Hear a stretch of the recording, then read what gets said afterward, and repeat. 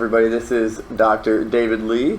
We're going to do just a little Q&A with him today, talking about back health, fitness related, and just wellness, starting from, not workout to somebody that's a high-end CrossFit athlete, or maybe not CrossFit athlete, is a high-end athlete. So let's get maybe a little of your background and we'll go from there. Okay, so basically I do CrossFit. So how I got into CrossFit is I started in about 2013.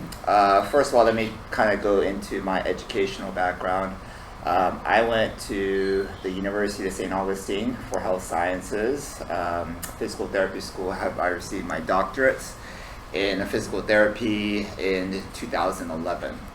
I've always been an avid workouter. I don't know if that's a word or not, but always been into body weight stuff, just kind of moving around, just kind of pushing myself, high intensity things. And then while I was in Destin, Florida, at my first job, that's when I first got introduced into CrossFit. So the thing with CrossFit was it was very, very out of the box, out of the normal for me. I was used to all the bodyweight movements, but all the strength things I was struggling at, just because I never really had that much of fundamental strength training. So that kind of appealed to me, and that's why I got hooked into CrossFit. So my first year of CrossFit, I sustained a lot of injuries. So the person that you see now is not the person that was back in 2013. So been through a lot of different injuries, and that kind of intrigued myself on why I was getting injured, because I am out of PT school.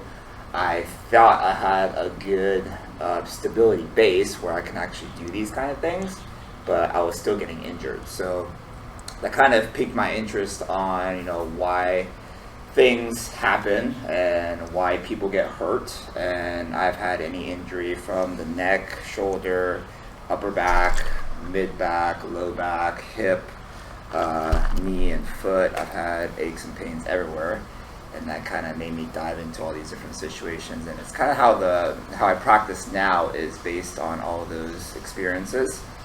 And I kind of test everything out myself just so I can understand it, and then when I treat people, I can kind of get into their shoes as well too. So that's kind of how I got into CrossFit, and that's kind of how I basically, determine like the way that I need to treat people, the way that I need to get back to function, because it's not just getting people out of pain.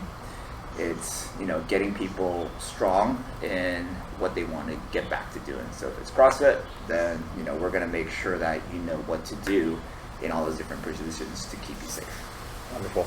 Yeah. So I love the core. I love core stability, but we have an area where we differ. So this will be somewhere I want to start actually, and that's going to be six-pack versus core stability. And we have an agreement on the fact that you want core stability. You always want core stability over just working for the look of a six-pack, because there's a lot of genetics to that. Am I correct? Well, I mean, if you build muscle faster, yeah, you can actually get a six-pack faster, and that also is with diet and all those things as well too. But the thing with core stability versus outside muscles, so the definition of core, what I consider core, is basically the muscles that keep your spine stable, right? So it prevents you from overarching, it prevents you from side bending to the side, it prevents you from over flexing, right? So those are the muscles that we need to build up to make sure that your spine stays in its place. It's kind of like a weight belt, right? Correct. Okay. What does a weight belt do? It keeps you in position. That's why people wear it, because they feel like they're more stable wearing that. But there are muscles that actually do the same thing. So, I would rather you be able to build those muscles up opposed to rely on an external device. Correct. Now, like you said, the outside, the six-pack muscles, okay, those do not do any kind of stabilizing whatsoever. Those are movers. They look great, but they don't stabilize. They do, they bring you back and forth. They don't keep your spine still. So like when you're doing a plank, you don't really need those six-pack. You might feel those six-pack muscles working because you're relying on those muscles to do the work, but those muscles aren't supposed to keep your spine stable. And that's the reason why, and I'm sure you've noticed in people's planks, that they're all over the place. Well, depending on the person, yes. If Yeah. they've done enough good practice, obviously. Right. We have people that can do the good ones, but yeah, the wiggly You got people. the back arching, you got the flexing, you got all this stuff. And, you know, those are more, it's going to be your hip flexors are going to be working, your six-pack, your rectus abdominis, which is your six-pack muscles are going to be working. You know, you're going to be working those kind of things. But we want to make sure that you're able to be steady in a neutral position, meaning not too far arched, not too far flexed.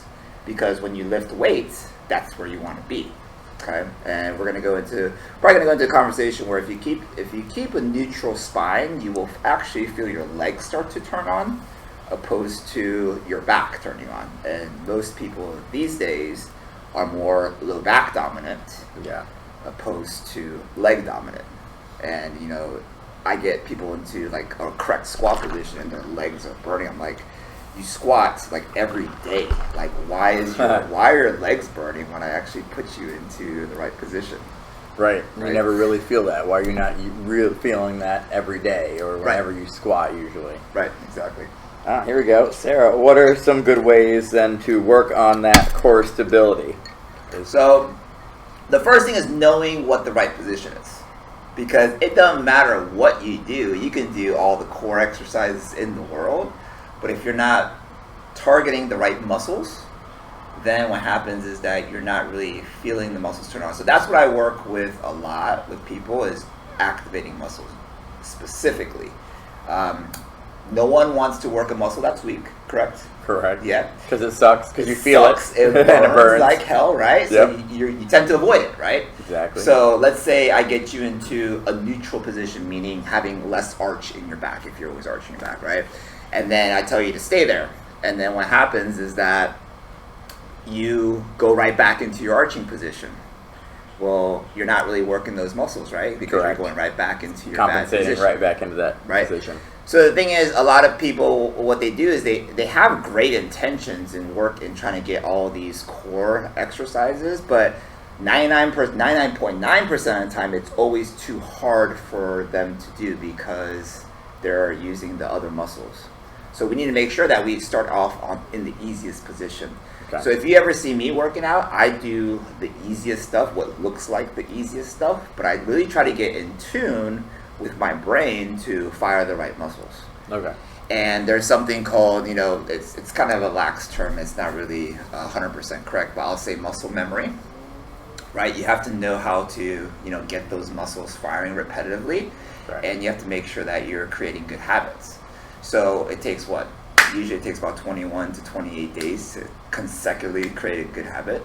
Yeah. So Yeah, at least. And even then, you Right. can break it pretty easily. Right. So got to make sure that you're, number one, consistently doing the right thing. Yeah. So that's kind of a loaded question, and it's hard for me to answer directly, just because, you know, you have to have a trained eye just to see what position you're at. Right. And then if you're doing the exercise, I always say if you do an exercise that targets the core and you don't feel the Right. core working, well, Right. Are you doing that? Are you really doing yeah, core? are you really Are working? you really? Yeah, that's like when people do squats. They're like, "Oh yeah, I worked on my back really hard."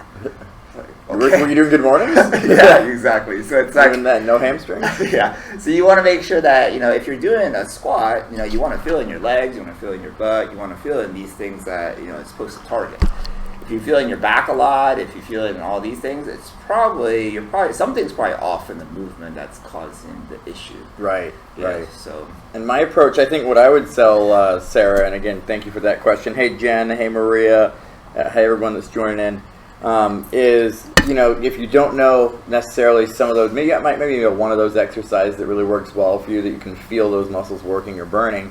But obviously, I'm always a fan of working with David to help find those exercises that really work for you, because he'll help you feel them. And once you can feel them, then you can replicate them yourself. And some people, it's going to take more work than others to feel and replicate that, you know, depending on their kinesthetic awareness with their body. So I say you've got to, at least try to determine maybe an upper, a lower body, something that is a movement pattern, one thing at a time that needs to be worked on. Maybe it'll be like, let's get my hips tucked and my shoulders back and down, and like those are very common ones. And you can find again, work with him to find ways that those activate, and then put it in your warm up. Like put that in your pre warm up. If we're doing a class warm up, and obviously maybe you get there late, say, hey, I got to do my thing real fast off to the side, and this is just kind of the flow of class, like how to work it in if you're just the person that's there for the hour, and like get in, do your exercise that that can activate you. That he's given you, or that you work through, and then get into our warm up instead of just kind of rushing into things, because the activation is going to make it so you're working the things you want to work and not getting hurt. It's key because it's really about frequency. It's really about how often you do it. It's not. The more times you do it, the more you create a habit, right? So we want to make sure that we're constantly doing these things, and we want to make sure that we're in a position where we can actually think about it, because you have to get your brain connected. Everything is controlled by the brain. Right. So you want to make sure that it's not like you're trying to do 5 things at once and let me do my exercises. No, you have to really stay connected in the movement, and you have to really try to feel those muscles working. Because if that doesn't happen, there's going to be a disconnect. And then what happens when the exercise gets harder? What happens when you start doing loaded squats? What happens when you start doing this? Yeah. So there's a couple different approaches I like to take with people. Whatever kind of works for them. It's either we do a lot before and after your workout, or some people are better kinesthetically, like awareness wise, where they can actually start to do some things in the workout. Okay. So if we take the workout a little bit slower, you don't have to go all crazy, right? You don't have to go like out of control, but you want to keep moving. Then if you move a little bit slower through the motion, you can start paying attention to those kind of things. Or you're gonna damage yourself in the workout, right? And then just try to do a lot of damage control. So you do a lot before and after, and it really helps you out afterwards. Yeah. So. Or you end up being the person, again, if you're not doing any of this work, the pattern I tend to see a lot, and I'm sure he sees a lot. Hello, Ladybug. He sees a lot with his practice with people that come to him is, they'll either have a lingering problem, it's there for a long time, something that they haven't worked on, or so it's gotten worse, and now it's going to take longer to get better. And people, they like to avoid it, or avoid that problem for a long time. And then there's it's probably more rare, because I see it more rare too, but you get the other end of that spectrum that they kind of stay in that that zone, but they almost like being, I don't say like being injured, but they're it's kind of an attention thing too. Yeah, maybe that's what it'll be. Maybe that'll be it, because you can always move. There's sometimes where I feel like I want to push somebody and it's hard to get them to that spot, but it's very rare. I'd say it's more often the other side of things, but say you get those people often that either avoid the injury. I think that's the more common case, especially with CrossFit. People work around it, they work through it, or what have you. Yeah, I mean, I love CrossFit, and I love the people that are in CrossFit because they work hard as hell. You'll never find a lazy CrossFitter usually. I mean, they're down to work, and they're down to go all into the workout, which is great. But the thing is, we gotta make sure that pain is not normal. Okay, if you have muscle, if you feel your muscles burning, that's okay. Right? That's okay. Like what you get out of them while they're activating, that's fine. That's not pain really. It is, but it's not. Right. But if you feel pain in your shoulder, if you feel pain in your knee, if you feel pain in your low back, like sharp pain, that is not normal. You should not be pushing through those kind of things, because finishing up a workout, doing 5 more reps is not worth you being out for 2 weeks or whatever. Right. Yeah, at that point. So we want to make sure that it's like the first rule of medicine. If something hurts, don't do it. Right. So we want to make sure that we're doing that, and then we want to make sure that maybe the exercise was too intense for you. Maybe you moved too fast. Maybe you loaded too much weight. Maybe these things. So take into that, if it feels better that way, then you have to scale down and then maybe build yourself back up again. But these kind of things take work. You got to put time into it. If you don't put time into it, and you're, a lot of people, they come to CrossFit, after they work for 8 hours and they're sitting at a desk all day. Yeah. Inactive, super inactive. So they're, kudos to those of you with the standing desks. I know those of you who do and don't. Yeah. Awesome job, those of you who have your standing desks. Yeah, but like, what are you doing? I mean, you're not really moving too much throughout the day, and then you go into, you know, a CrossFit workout, and you're just trying to move as fast as you can. Right. And sometimes your body just doesn't agree with that, especially like the older you get. You have to really get Right. smart about these kind of things. Yep. So, you know, people always look at me and they're like, "Oh yeah, you don't warm up." Why? Well, you know, I tell people it's just All day. yeah, I move all day, and I'm doing stuff all day, and I'm very, very intentful about my movement. So Yeah, you always are, and that's one thing. If you ever see him around that gym, you always see it's very intent. We sit around texting is with intention. Like I'm sitting here right now, and again, you always sit across from the guy slouching because you know, like you're trying not to, but it's gonna happen. Like that's how because he's always sitting super tall. So yeah, it's just hard, you know. Like our bodies are designed to move, so we need to move all day. We need to move in all different ranges of motion. We need to, you know, get up, you know, do some stretching, do, you know, whatever it takes to not let the body be stagnant, because then it's harder to, you know, move into different positions. So, you know, I tell everybody the more you take care of your body, the less you have to warm up. There's some people that warm up for an hour. I'm like, that is not normal. Like that's just a lot of tough. dysfunction in your There's body. there's a lot of that then.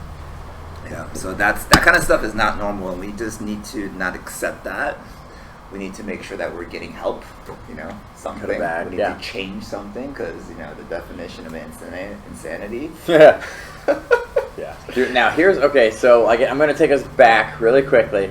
So that comes back to the core muscles being movers, and the plank stability work, for example, being something to work on the core stabilization, planking, you know, isometric holds of that nature. Where I love, for example, sit-ups. What is this? I love sit-ups as far as throwing them in for even a looks of vanity thing. And David tends to disagree and say that they do, in some instances, put that extra pressure into your spine. Here he comes he's coming at me, he's ready, he's loading, I can see it. So, you know, a lot of you guys love the sit-ups too, and I think they're good for making your abs look good, but not necessarily stabilizing you. So I'm going to let David go now. The first thing I'm going to say is, you don't need to do sit-ups to get a six-pack. And I would agree with that, 100%, because I used to tell people overhead squats were how I got my six-pack, Yeah. so I agree with that. So I have a six-pack, and you'll rarely see me doing a sit-up at all. Very true. So, you know, the reason why I say that is because you're moving in ranges of motion, big ranges of motion when you're doing sit-up, right? So, and then another question I always throw out is, like, what is a sit-up functional for? Like, when do you ever do that motion in life? Getting out of bed. Yeah, that's the only... That's what you get, I'm sure, all the time. Yeah, that's probably the only thing. So it's not like a functional movement. I agree in bending forward, like doing forward folds and all that stuff. That's great. But especially when you start loading a sit-up. So let's say like you have a med ball and you're like loading a sit-up and you're doing like all these, you know, like thousands of sit-ups with a medicine ball. Okay, so if we talk about back health, okay? So we talk about a disc. Discs are the, you know, little gel things that are in between your vertebrae. So what happens is the mechanism of a disc injury is flexion rotation, okay? Okay. So say that you are shoveling something. Say that you are bending over and picking something up and twisting, right? Russian twist. Yeah. So what happens is that if you do that too forcefully, you can tear a disc. Right. And then what happens is that the disc herniates. If you picture like a jelly donut, basically if you squish a jelly donut, that disc material can come out and then touch your spine or touch your nerves, and then you can have some serious pain there. So a lot of people that I know that I've seen in the gym will have a lot of low back tightness after doing a lot of sit-ups. And it's not a common thing because, number one, you're supposed to be working the front. Right, exactly. Yeah. So why are you having low back pain? Because a lot of times what happens is that the core is not engaged. So you're not flattening out your low back. You're actually arching it and then coming up, which is horrible for your low back. Yeah. So that's why I say that. Like, if a sit-up is done correctly with the core engaging first and it's not loaded and you're not doing a crap ton of reps, then yeah, I mean, it's not anything that's going to damage you off the bat. But it has to be done right. What's up, Raj? Okay, so here's one from Michelle. For those of us with sit-down jobs, what are good intervals to make sure to get up and stretch during work? So what I recommend to people is don't sit in one position for more than 30 minutes. Okay. So like we said before, your body is designed to be in motion, so you want to make sure that you're not sitting in one position. And that goes with anything. Standing, anything that you're doing, you don't want to stay stagnant for 30 minutes.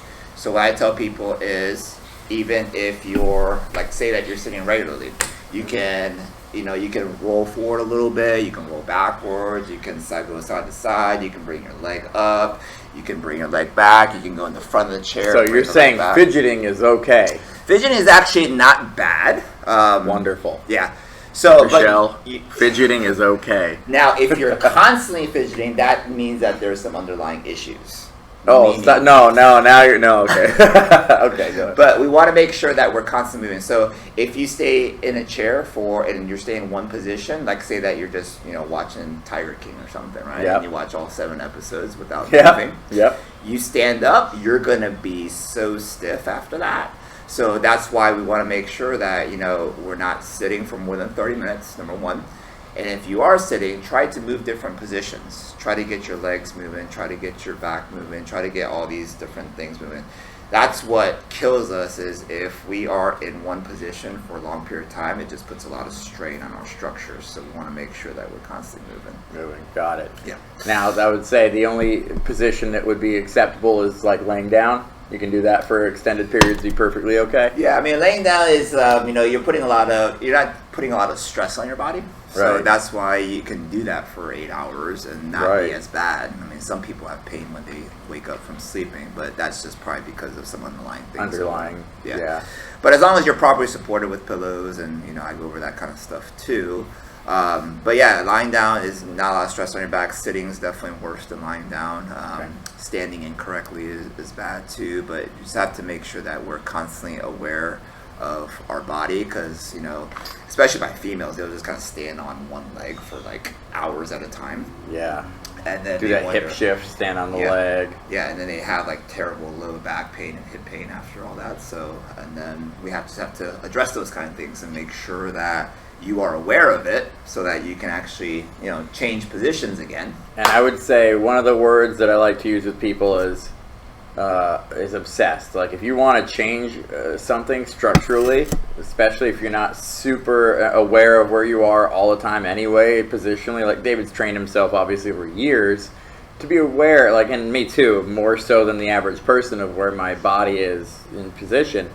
So if that's something, you have to obsess over it. You have to have that in the back of your head throughout the day, like pretty much all day. It's like, even when you're sitting there like making your kids a sandwich, you gotta be like, I'm sit up tall. Like, whatever you're doing, you gotta be obsessed about it. I like saying that word because if you to change it, if you obsess over it, that's my favorite way of trying to get past it, through it. Yeah, it's truly the only way it happens, because the thing is, we're always going to do what's comfortable for us, and what's comfortable for us is not the right thing. It's just kind of giving in to our bad habits, which definitely makes pain worse and makes the existing pain more intense. So we just want to make sure. I've had a lot of patients of mine. They've had pain for years, and all we did is just change positions. They're like, oh wow, it's already 1,000 times better just by being mindful, just by when you're walking, turning your feet in, or just by those little things. Yeah, not hunching your shoulders when you're on the computer, or things like that. It just it takes the compounded stress off your body. So. And let's see, Michelle, another good question here. Speaking of laying down, what is the right position to sleep in? Everyone seems like they have their own opinion on what is right and what is wrong.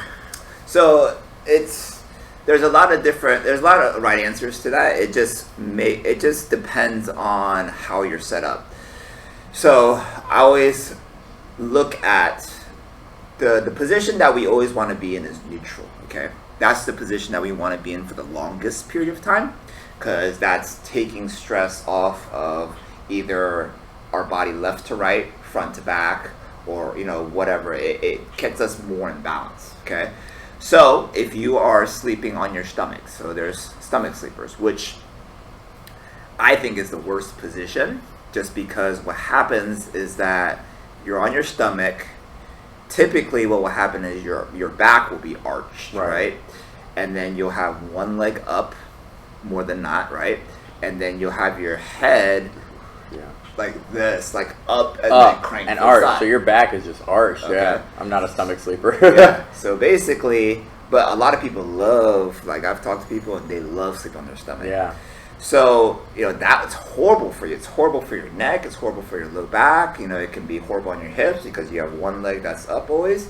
So, that's definitely not neutral. So I would definitely say, try to avoid that. If you are in that position, what I would like for you to do is if you can put like a pillow underneath your stomach, that will help to not arch your back so much.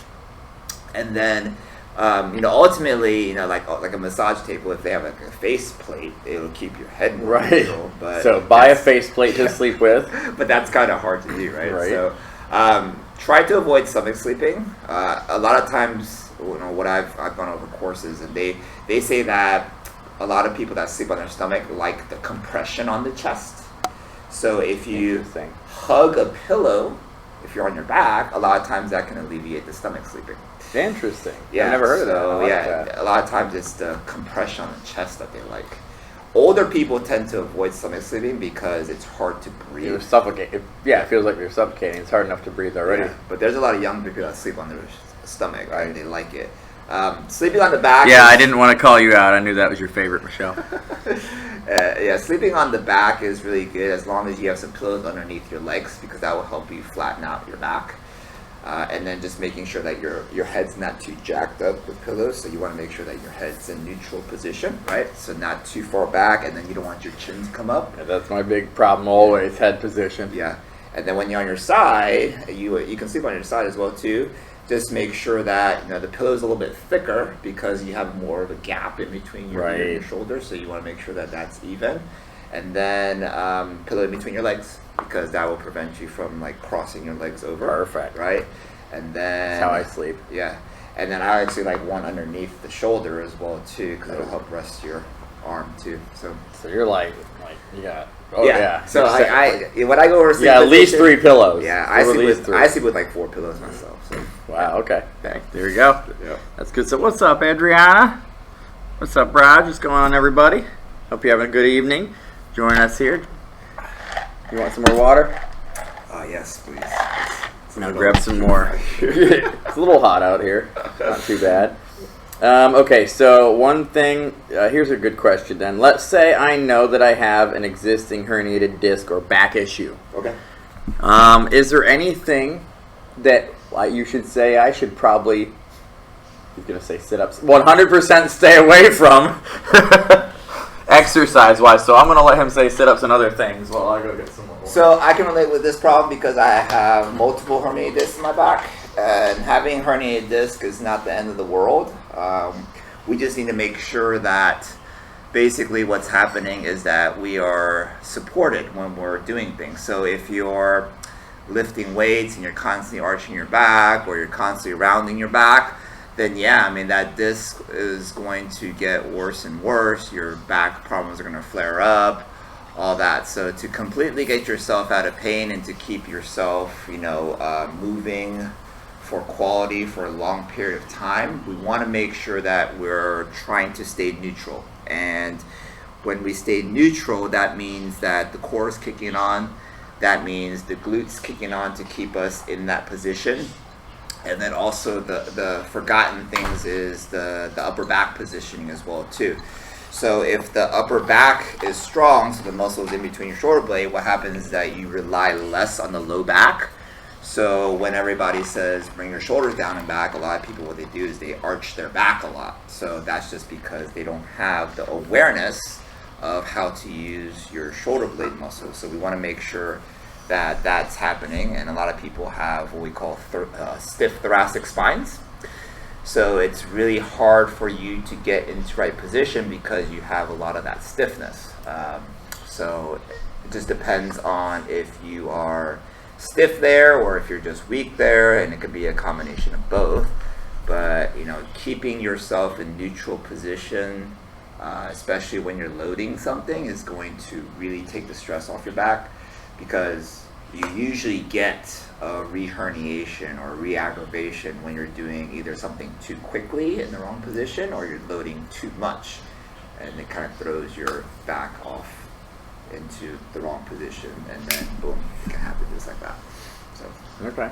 yeah. So we just want to make sure that we're constantly aware, just like we've been discussing, is constantly aware, and then just knowing how to fire the muscles, and that's where we have to take time to actually do those kind of things, so we can actually learn about our body. Okay. Cool. Do you guys have any more questions? We've had about a half hour. Let's see if we get any more coming through. Let's get some good stuff that went in there. Do you have anything you want to, as far as not, we're going to go over all like plugs and all that at the end. Is there anything else that I didn't think of as far as back questions that maybe could be, that you get asked all the time that I didn't go over? Well, I mean, back pain is so relevant in our day. Like, that's about 80% of what I treat. And the reason why people have back pain is because there's a lot of different things that can cause back pain. So it can come from the upper back, it can come from the low back, like the joints in the low back, the discs, the muscles. It can come from your hip, your SI joint. So, back pain can be definitely very complicated. I've been in a lot of situations myself where I'm like, oh crap, I need to go to the doctor and possibly have surgery. But then what happens is that if you're doing the right things, meaning taking the right approaches, when you mess yourself up, what happens? You get inflamed, right? Right. So you have to calm those things down first, and then you start to feel better.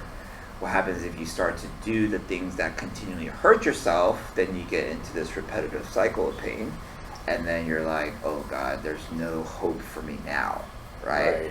So it can be scary. Back pain can definitely be scary. But we just need to make sure that we are doing the right things, and we need to get advice. Right. We need to get advice from a knowledgeable medical professional, where they'll lead you to the right path. So back pain is scary, and we just need to make sure that we're constantly doing these things to help ourselves out. It's one of those few things that'll take you in life to where like you said, you're miserable. You are you just feel like you're not even a useful human being at times, especially when you do a physical job for a living or something like that. Yeah, you don't realize how much you use your back until you can't use it anymore, and everything basically hurts.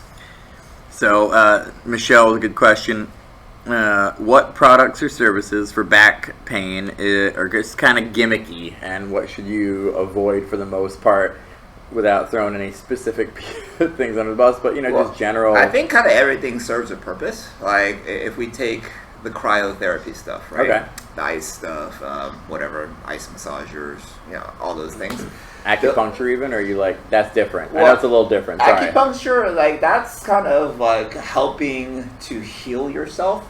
But if something is so major, acupuncture is not going to help at that moment. Right. So that's more. It's kind of like acupuncture. They say. Oh, I know. I went into a deep cave with that one. I'm like, I shouldn't have said that. Well, if you have a lot of crap going on in your body, like, you should be working on other stuff besides trying to get acupuncture, right? If you have a horrible diet, if you have don't cleanse your liver if you're already, if you drink every day, like, work on that basics first. Work on the basics first, and then acupuncture can help you out. But if it's like trying to clean up a turd, you can't really clean it up. Take care of the basics first. Yeah. Same thing with supplements, guys. You don't need to take a ton of supplements if you don't have basic diet down. Yeah, get the basics down. Sleep, eat right, exercise, move. Get your strength up. All those things. We want to make sure that we're doing that. But back to cryotherapy. Cryotherapy, very useful. If you're inflamed, cryotherapy is amazing. So usually your first 2-3 days, if you really hurt yourself, that's when you have a lot of inflammation going on in your body. So cryotherapy is very useful. So do all the ice in the world that you want at that point. Okay, rest, move around a little bit here and there. But you need to, if you really hurt yourself bad, you really need to just kind of lay off and just kind of let the swelling go down. So ice is great for that. Okay. Now you shouldn't be icing all the time, right? So Right, that's right. just kind of like a crutch if you're doing it that way. So there's probably like a movement dysfunction that we have to address for that. Okay. Now we talk about like braces, right? Okay. So say, like a low back brace. Like the only time I would use a low back brace, or I would recommend someone do a low back brace, is when they are initially hurt and we are trying to protect them. Meaning they have a little bit more support as they're doing stuff, just to not let the injury get the best of them, right? And also it kind of gives you awareness too, right? So if you have something here, that you know that you need to be right there in that position, which helps with the awareness point. Right. So that's what I like that for. Kinesio tape, if we talk about that. Oh, okay. Yep. I really another one. don't like that A lot one of at people all. love it. I Yeah. really don't like that one at all. The only thing that I would say it's good for is kind of awareness. Proprioceptive. Yeah. Because Yeah. if you move in a different, you can feel kind of the stretch of the tape. Right. It lets you know that something is there. Right. Giving you that slight obsession. Yeah. So But- that's the only thing it could be good for if it Right. helps you with that. Yeah, but a lot of people depend on that stuff, and they're Right. like, "Yeah, I put this on, all my pain goes away. No. I feel strong as a bull." No, it's not really like that.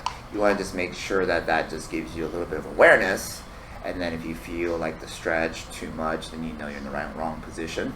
Right. So I use more postural taping, which kind of holds you a little bit tighter, and it Okay. gives you a little bit more feedback. So I like that kind of stuff. And then once you learn what the position is, and you realize how much you're out of place, then you're like, oh crap, yeah, I need to fix this. So it's kind of like an eye-opening experience. So that's why I like that. Nice. And then what else we have? Heat's good for like warming up muscles. So if you have just the tight muscles and you just want to stretch out, I think heat's good for that. Good for that. I think that's really the only thing that it's good for in my mind. And then you have all your rolling things, right? Like Yeah, your all the massage. foam rolling. I don't see Yeah. you roll out all the time. So with like foam rollers, I think you shouldn't use it for more than like a minute or two. Do you like it as a recovery, as a warm up, as both? Because people utilize it for both. It does depend on. It really depends on the situation too, because if you have like a really, let's just say the muscles are tight. Okay. Say that you did like a 1,000 knee extensions, and then your quad is just tight. We did meaning- Murph. We did a bunch of air squats. Yeah. So if the muscle is just tight, then yes, the foam roller can help benefit, make you loosen up the muscles a little bit, make you feel a little better. But a lot of times it's like the perception of pain that it helps out. So you go into the gym, you do a little bit of light rolling, you feel like you can move better. That's all good. But if you have like say a fascial issue, meaning fascia is what's covering the muscles, so it's kind of like if I were to wear a tight sweater and if I were to raise my arm up, Yeah. I feel like I'm like kind of tight. What happens is that's not going to address a fascial issue, because all it's doing is compressing the muscle. Okay. So it really doesn't help out with that kind of issue. So it's really just kind of dependent on what's going happening. on. So that's why I say you shouldn't really rely on those things, because it could be something more like underlying that's going on as well too. So it just depends. Okay. But just for light range of motion things, I think it's great for. And then I usually use that as like bolsters, so it's like a different thing. Put underneath your knees, Put do some underneath straight you, leg raise it bridges, for yeah. holding, for strength work, all that Yeah, kind of all stuff, for or balance. isometric work, Yeah. all that kind of fun stuff. Yeah. Okay. Man, yeah, we had a lot of good stuff. How you guys? Who we got in here? A few in here. Man, cool. I feel like we went over a lot of stuff there. I think that was pretty good. Go ahead and throw out all your info there. Yeah, so basically, our clinic is called Bridging the Gap Physical Therapy. The website is bridgingthegappt.com, and we also have a Facebook page, Bridging the Gap Physical Therapy. Basically, we run a cash-based practice where we are going to treat you one-on-one. We're not going to be like a typical run-of-the-mill physical therapy clinic where you're seeing 2 or 3 patients an hour and not really giving you specialized attention. It's kind of designed the clinic this way because this is the way to get people better faster. And if I want to kind of locate what you specifically need, we need to make sure that we're spending a lot of one-on-one time together and making sure that everything's working like it's supposed to, so we can diagnose the problem correctly.